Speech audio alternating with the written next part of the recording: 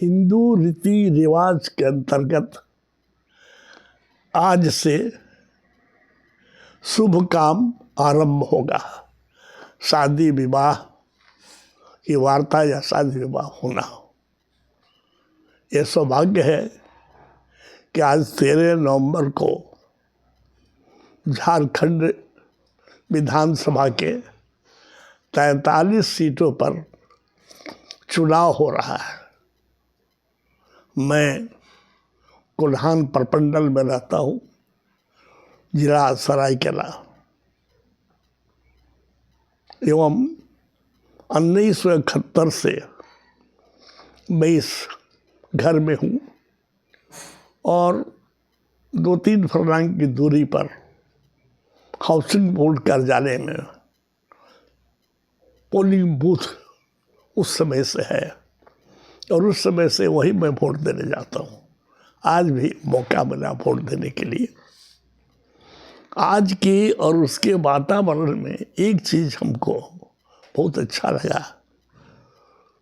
हो सकता है विभिन्न पार्टियों ने, सरकारी पदाधिकारियों ने, स्वयंसेवी संस्थाओं ने या निर्वाचन आयोग का जो आदेश है उसको पालन करते हुए लोगों को काफ़ी जागरूक बना दिया गया है, प्रोत्साहित किया गया है कि आप अपने मत का प्रयोग अवश्य करें, क्योंकि ये हमारा संविधान में मौलिक अधिकार है।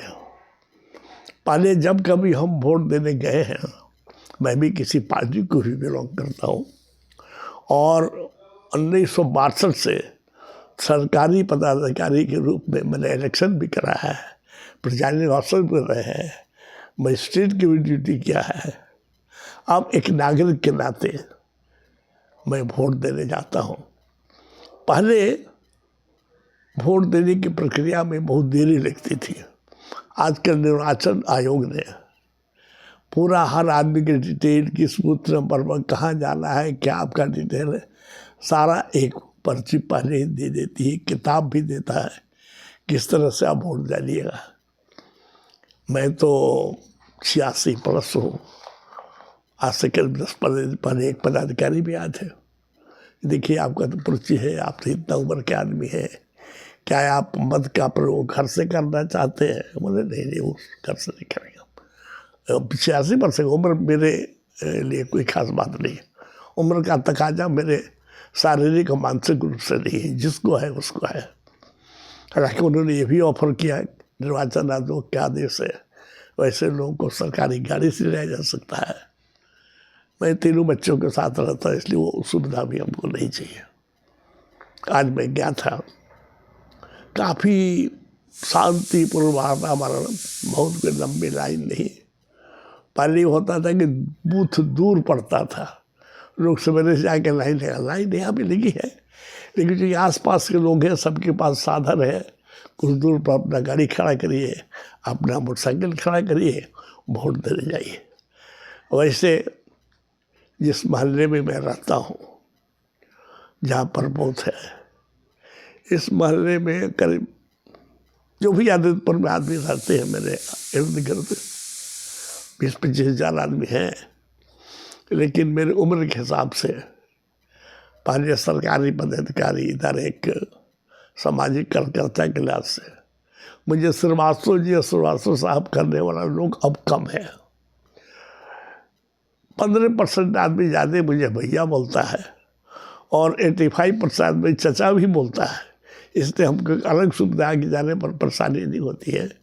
लेकिन मैं बहुत ही हृदय से तारीफ करना चाहता हूँ, निर्वाचन आयोग ने भी अच्छी सुविधा, अच्छे वातावरण तैयार किया था और सारा क्रेडिट सरायकेला के निर्वाचन से संबंधित पदाधिकारी, यहाँ के डीसी, यहाँ की जनता, यहाँ के स्वैच्छिक संस्थाओं को जाता है। दिशा निर्देश तो डीसी के यहाँ से मिलता है। सब व्यवस्था ठीक थी। मुझे कमी एक चीज़ की आई, वो मैं समझता हूँ कि आज तो नहीं, लेकिन 20 नवंबर को जो चुनाव होगा उसमें थोड़ा चुनाव पदाधिकारियों को देखना चाहिए। सरकारी कर्जाने में ऐसे भी अब तो अंधेरा रहता है, और जिस कर्जाने में, एक तो मैं बुजुर्ग आदमी हूँ, थोड़ा आँख से भी कम दिखाई देता है, लेकिन जहाँ ये सारे जो हमारे पोलिंग बूथ के अफसर थे सुनते सब बड़े सुसंगत, व्यवहार कुशल, लेकिन जहाँ मैं बटन दबाने गया वहाँ बहुत उजाला नहीं था, अंधेरा था। मुझे तो तकलीफ हो रही थी, किसी का, मैं तो अपना ये फ़ोन लेकर नहीं गया था, किसी ने थोड़ा उजाला किया तो हमको लगा कि वोट दे देने चाहिए। उन्हें दूर से उजाला करा कि सिर्फ हमको दिखा दो कि यहाँ पे फिर बंद कर दो, वहाँ पर उजाला रहना चाहिए। हो सकता है कि अगले दिन चुनाव हो, सरकार इस पर देखेगी कि जहाँ पर हम बना रहे रख रहे हैं वो प्रकाशमान है कि नहीं है। लेकिन दूसरी तरफ बहुत खुशी हुई, इतने वर्षों तक हम देखते आए हैं कि पोलिंग स्टेशन पर, पोलिंग बूथ पर विभिन्न पॉलिटिकल पार्टियों का कैंप लगता था। वहाँ जाने पर उन्होंने पर्ची का क्या नाम है, फलाने का इतना नंबर है। आज अपने मतदान केंद्र पर जो बीजेपी और झारखंड मुक्ति मोर्चा दोनों का जो कैंप है, जो पर कार्यकर्ता बैठे रहते हैं वहाँ पर, वो दोनों की दूरी शायद 4-5 मीटर होगी। उतना शांतिपूर्ण माहौल मैंने कभी नहीं देखा। कम से कम हल्ला गुल्ला आपस में होता था, कुछ झड़प होती थी, कुछ टॉन्ट होता, कुछ व्यंग होता था। मुझे तो लगा कि मैं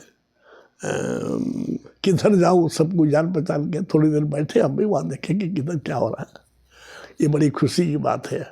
अगर झारखंड की जनता, झारखंड के पदाधिकारी, झारखंड के विभिन्न पॉलिटिकल पार्टियों के नेता इसी तरह से आपस में सौहार्दपूर्ण वातावरण में कार्य करें तो मैं समझता हूँ कि झारखंड का विकास हम रोक नहीं सकते। खान खनिज वन संपदा, भू संपदा की भूमि है,